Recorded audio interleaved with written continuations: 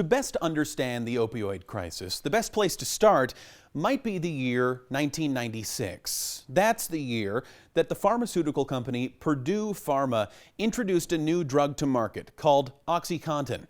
It was marketed as a sort of miracle pill. Purdue sales reps played up the long-lasting pain relief in comparison to Percocet or Vicodin and downplayed the risk of abuse or addiction.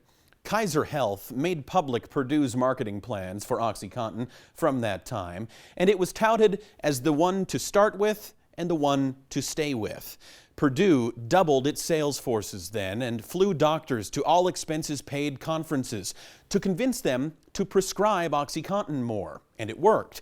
In 1997, about 670,000 prescriptions were written, and by the year 2002, 6.2 million prescriptions were written.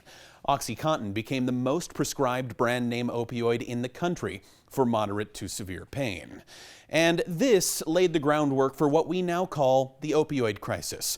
Regular folks like you and me would go to the doctor for pain, and we would leave with a prescription for an opioid like OxyContin or Vicodin.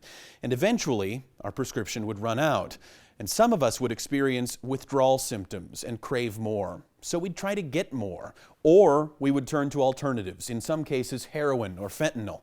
And our lives would change forever if we stayed alive at all. Since 1999, about 200,000 people have died of an overdose involving prescription opioids. Here you see in 2017, about 17,000 people died in that way. Now, the number has started to stabilize in recent years, and pharmaceutical companies are starting to be penalized for their alleged role in the crisis.